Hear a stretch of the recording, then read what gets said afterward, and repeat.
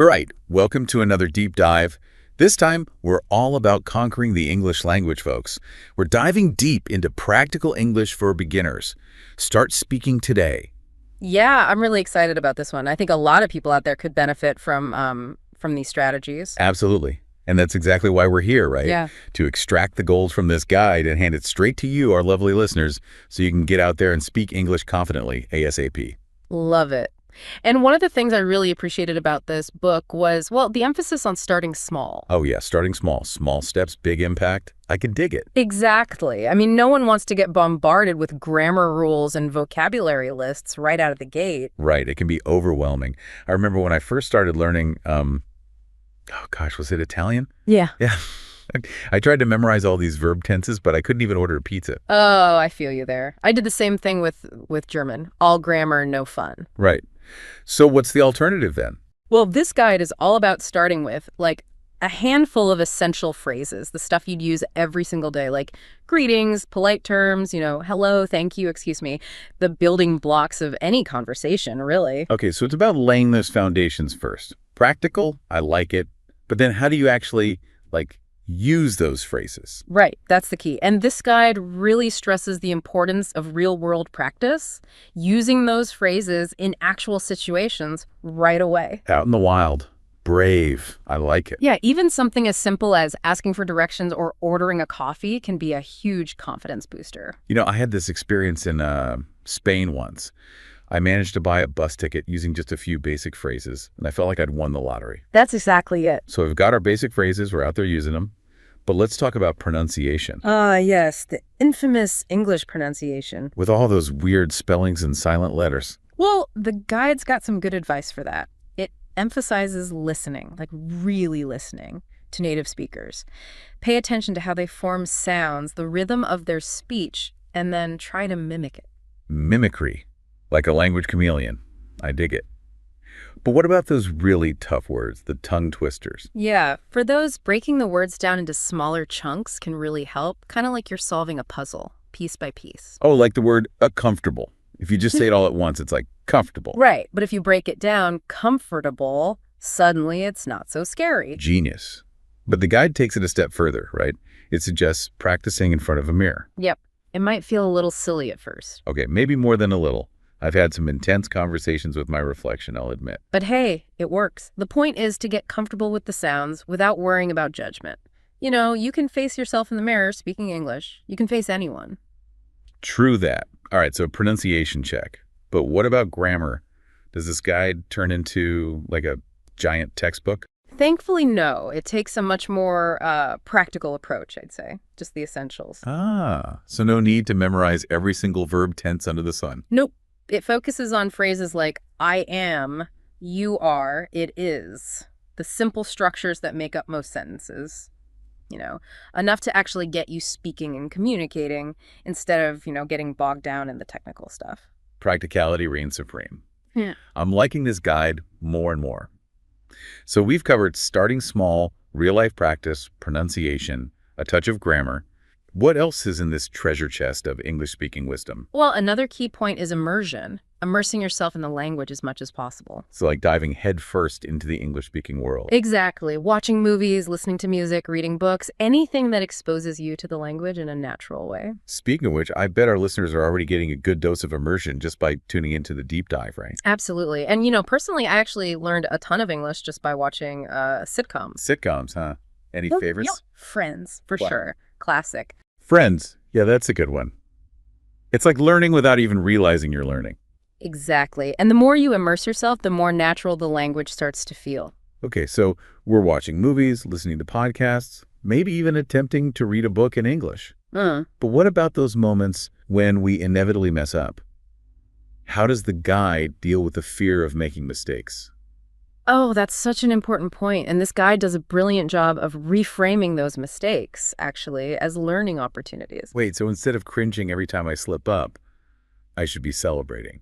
Well, not quite celebrating, but definitely not beating yourself up about it. Yeah, I tend to do that. Everyone makes mistakes, even native speakers, right? It's all about not letting those mistakes hold you back. Right. Easier said than done, though. It definitely takes practice. But the guide really emphasizes that the more you speak, the more comfortable you'll become with making mistakes. So it's about shifting that mindset from fear of failure to, like, celebrating progress, even if it comes with a few fumbles. Exactly. And, even keeping a journal to track your progress can be really helpful. Ooh, a language learning victory journal. I love it. Mhm. But let's be real, in today's tech-savvy world, any specific apps or tools the guide recommends? Oh, yeah, it mentions a few. For beginners, Duolingo is great. It's really user-friendly and gamified. Oh, yeah. Duolingo. I've dabbled in that myself. Mhm. Those little owl reminders can be surprisingly motivating. Right. And for more conversational practice, it recommends Hello Talk. It connects you with native speakers. Wow, so you can actually have conversations with real people. Exactly. And of course, there's always Google Translate for those quick word checks. Okay, so we got our apps, we're motivated, but staying consistent is tough. Life gets busy, we lose steam. Any tips from the guide on that front? Well, it really highlights the importance of routine, finding a time that works for you and dedicating even just like 15 minutes each day to practicing. 15 minutes, yeah, totally doable. It's like, make it a habit, like brushing your teeth, but for your brain. Exactly. And you can be flexible with it. Listen to an English podcast while you're getting ready in the morning, practice phrases while you're cooking dinner. It's about weaving English into your daily life in a way that feels, well, natural and sustainable. Exactly. Small, consistent steps, they lead to big results over time. All right, I'm feeling inspired. But what about those inevitable plateaus or moments of self-doubt? How do we keep that motivation fire burning? That's where celebrating those small wins comes in again. Like if I manage to order a coffee without resorting to a full-on mime routine, that's a win. Exactly. Celebrate it. Every new word you learn, every conversation you have, every time you understand a song on the radio, it's all progress. Okay, love that. It's about acknowledging how far we've come. And there's actually a psychological reason behind it. Positive reinforcement. It boosts motivation, makes you more likely to stick with it. So it's not just about feeling good in the moment. It's about, like, rewiring our brains to crave that sense of accomplishment. Exactly. And when you celebrate those wins, you're reinforcing the positive feelings associated with learning, making the whole process more, enjoyable. I love that.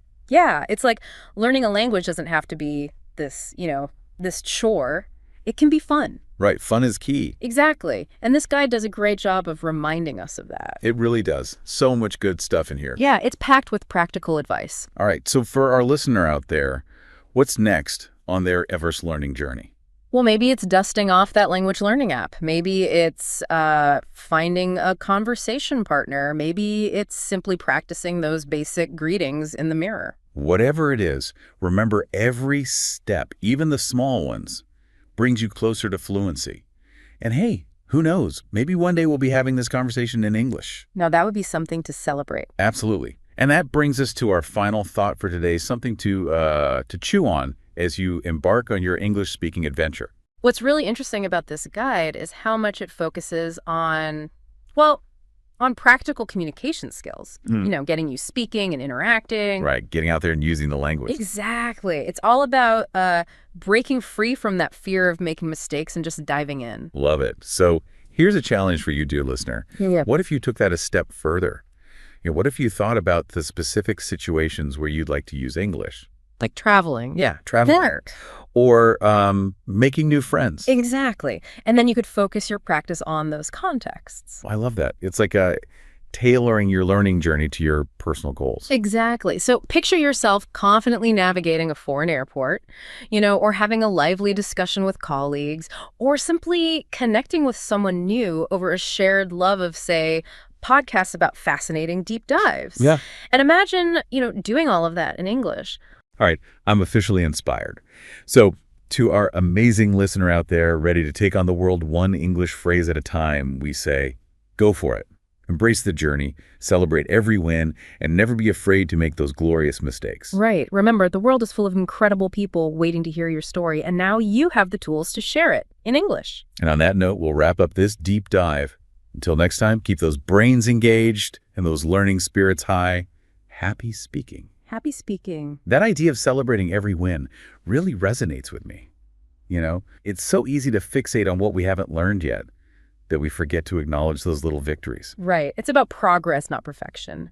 And speaking of celebrating wins, I think that ties in beautifully with one of the biggest strengths of this guide, its overall can-do attitude. It's like the guide saying, hey, learning English doesn't have to be this daunting, impossible task. Right. It breaks down what might seem like a mountain of a challenge into these really manageable, even fun steps. So instead of feeling overwhelmed, you feel empowered to take action. Exactly. And that shifting perspective can be so powerful. Yeah. So for our listener out there who maybe tried to learn English before but hit a wall, what would you say is the most important message from this deep dive? Ooh, good question.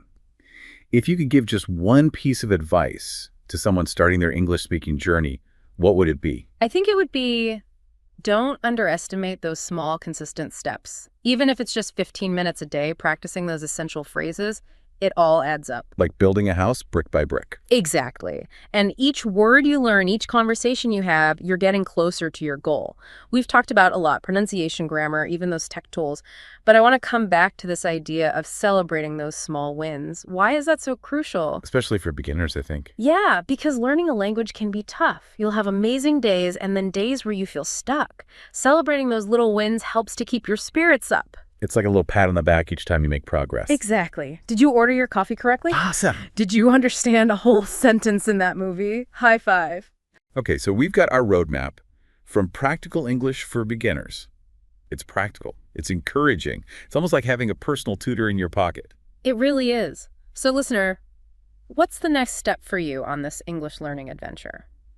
Maybe you're downloading that app we talked about, or finding a language partner. Or even just practicing those greetings in the mirror. Whatever it is, remember? Yeah. Every little step counts. And hey, maybe one day we'll have this whole deep dive in English. That would be amazing. And it brings us to our final thought for today. Something to think about as you embark on your English-speaking journey. This guide is all about practical communication, right? Getting you out there speaking and interacting. Breaking free from that fear of making mistakes. Exactly. So here's the challenge. What if you took that a step further? What if you imagined those specific situations where you'd love to use English? Traveling. Yeah, ordering food in a restaurant. Making friends with someone from another country. Exactly. And then focus your practice on those scenarios. So instead of just learning random vocabulary words, I'm learning phrases I'll actually use. Yes. Picture yourself at the airport, checking into your hotel, ordering that delicious meal. And doing it all in English. It's powerful stuff. So to our listener out there, we say, go for it. Embrace the journey. Celebrate those wins. Don't be afraid to make those mistakes. Remember, the world is waiting to hear your story. And now you have the tools to share it in English. On that note, we'll wrap up this part of our deep dive. Stay tuned for more insights and inspiration in part 3. We've covered so much ground already, from pronunciation tips to those all-important tech tools. But I'm kind of curious about this whole idea of, actually using English in real life. Yeah, it's one thing to learn the words and grammar, but quite another to actually put them into practice, right? Exactly. So, where do you even begin? The guide talks about it, but for someone who's just starting out, it can still feel a little overwhelming. Well, I think the key is to personalize it, to think about your own life, your goals, the things you're passionate about. Oh, okay. I like that. So it's about finding those areas where speaking English would actually make a difference for you. Exactly. It's about identifying those specific situations where English could open up new possibilities.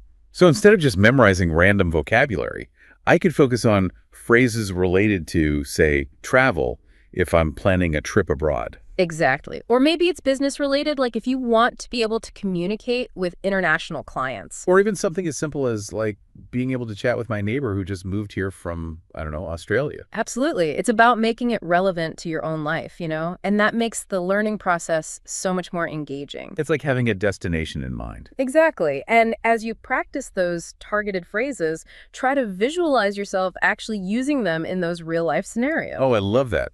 If I'm planning that trip abroad, I could practice ordering food in a restaurant or asking for directions. Exactly. And the more you visualize those situations, the more confident you'll feel when you actually encounter them. It's like mental rehearsal for the real deal. Precisely. And even if you stumble a bit at first, remember, those mistakes are actually valuable learning experiences. They are. So it's about being brave enough to try, even if it means messing up sometimes. Exactly. Because every interaction, every time you attempt to use English, no matter how small, It's a step forward on your language journey. It really is. So to our listener out there who's feeling inspired and ready to embark on this adventure of learning English, we say go for it. Find those situations that light you up. Picture yourself succeeding, and don't be afraid to stumble along the way. Exactly. Embrace those glorious mistakes. Absolutely. Remember, the world is waiting to hear your story, and now you have the tools to share it in English. And on that note, we'll wrap up this deep dive into practical English for beginners. We hope you've gained some valuable insights and feel inspired to start speaking English with confidence. Until next time, happy speaking, everyone.